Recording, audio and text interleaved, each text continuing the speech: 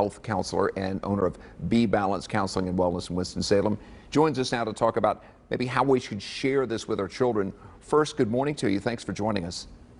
Thank you. Good morning. First, I guess parents have to be prepared. This is not a conversation you want to have with your child and just kind of launch into it. You've got to think about what you're going to say, right?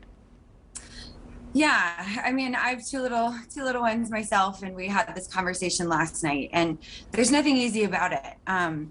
I think my husband and I were close to tears, and it's a lot of emotions and a I don't know, unexpected time, unfortunately.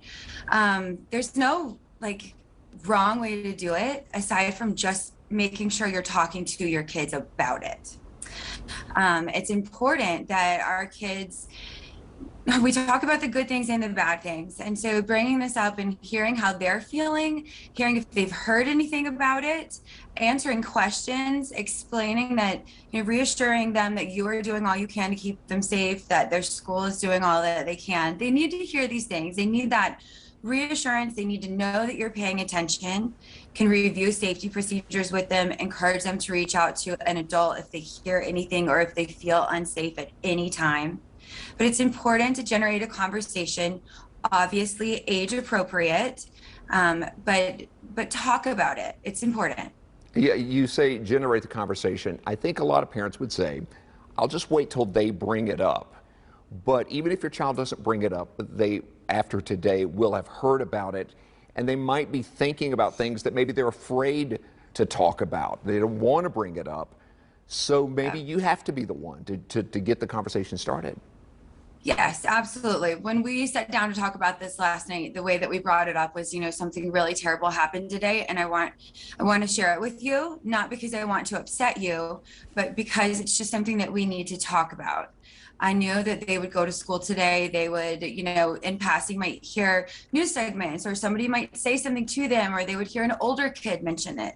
And my daughter had actually heard a little bit about it at swim practice yesterday and was kind of feeling confused.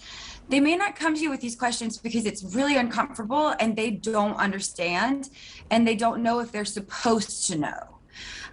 So you as parents, being the ones that really generate a conversation of any capacity, just to make sure that they know it's okay for them to come to you with some of those questions and concerns. And it's also important to note that as a parent, you're feeling this too.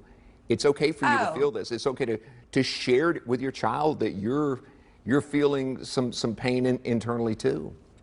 Oh, 100%. Yes. When we talked last night, I made very certain to say that mommy and daddy do not have all the answers here. We're trying to figure this out too, and we're doing the best that we can. This is really upsetting and it's scary for us, and I know it's scary for them, and we just have to keep doing the best that we can and talking about it and loving each other through this. Brittany, Todd, we appreciate your time and all that you help us with this morning. Thanks so much. Thank you. Well, if you or your child you feel could maybe benefit from talking to a professional, you can contact Brittany and her staff at Be Balanced Counseling and Wellness. Their office is in Winston-Salem. Find more information at BeBalancedCounseling.com or by calling 336-607-5822.